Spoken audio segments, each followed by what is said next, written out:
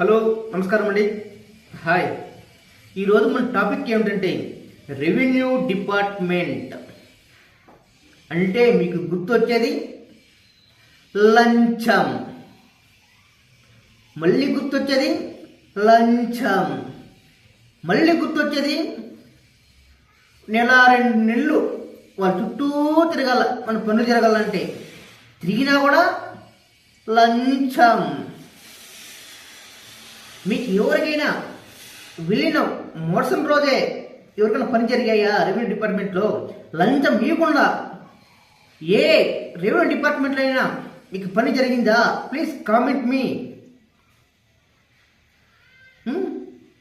ఇంటి పెద్ద చనిపోతే ఆ పట్ట మన పేరు మీద మార్చుకోవాలంటే లంచం.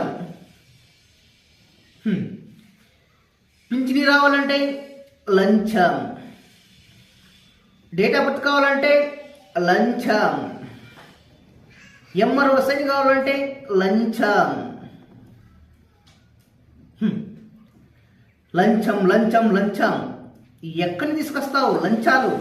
వేలు 100, 2000, వేలు 500 నుంచి 10,000 దాకా, 10,000 నుంచి లక్ష దాకా లంచాలు తీసుకొని కోర్టు కూడబెట్టుకొని బతికిపోతున్నారు ఈ రెవెన్యూ డిపార్ట్మెంట్లో. ప్లీజ్ కామెంట్ మీ. ఎవరికైనా పని జరిగిందా డిపార్ట్మెంట్లో? చెప్పండి. లంచం లంచం లంచం. డేట్ ఆఫ్ బర్త్ కావాలన్నా లంచం, ఒక సైన్ కావాలన్నా లంచం, కొత్త పింఛన్కి అప్లై చేయాలన్నా లంచం. మన పట్ట మన పేరు మీద మార్చుకోవడానికి లంచం. మారండి అయ్యా. ఎందుకు ప్రజలు ఎలా పీడిస్తారు?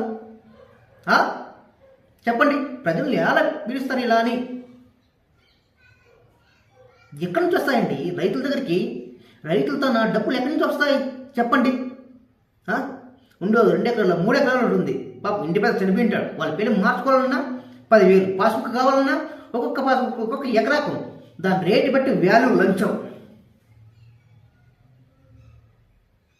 ఎవరిదండి? మీ భూమి ఇస్తున్నారా? వాళ్ళ భూమి ఏదో అడుగుతున్నారు. న్యాయం చేయమని అడుగుతున్నారు కదా. ఏ ఒక్క డిపార్ట్మెంట్ న్యాయం చేస్తున్నారా? లంచం తీసుకోండి చెప్పండి. మీ ఇక్కడ నెలల శాలరీలు వస్తున్నాయి, లంచాలు వస్తున్నాయి. రైతుకు ఏమొస్తుంది? ఆదాయం ఎక్కడి నుంచి వస్తుంది? ఏదో పంట వేసుకుంటే 3 నెలలకు పంట, సంవత్సరానికి 2 పంటలు తీస్తారు. సంవత్సరం కష్టం ఉన్నా కూడా వాళ్ళకు 60,000, 70,000 చేతికి రాదు. ఎలా ఫ్యామిలీ మెయింటైన్ చేస్తారు వాళ్ళు?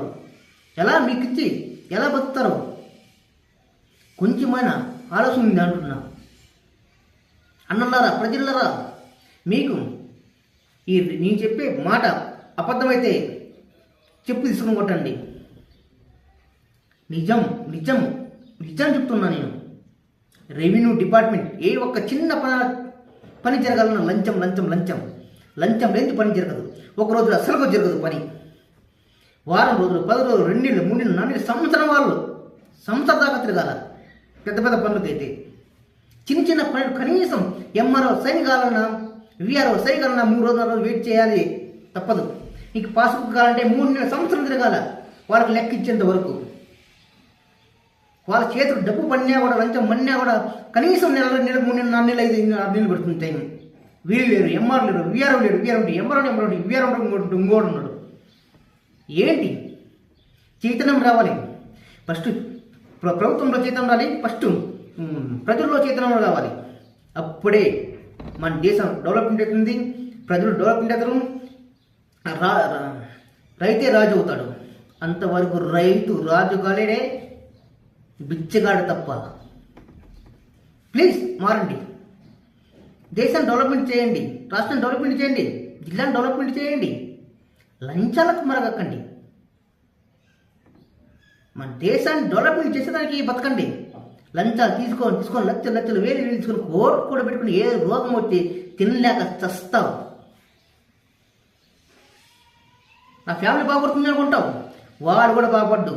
వాడు తిని తాగి ఏదో రోజు మధ్యలోనే 30 ఏళ్ళు 40 ఏళ్ళకి వెళ్ళిపోతాడు. అది ఆలోచించుకోండి. మీరు చేసే ఒక న్యాయం, ఒక హెల్ప్ వల్లే మీ కుటుంబం బాగుపడుతుంది. మీ లంచాల వల్ల మీ శాస్త్రాల వల్ల, మీ మాటల వల్ల మీ ఫ్యామిలీ నిలవడం. ప్రజలు ఉసురు పోసుకొని చస్తారు.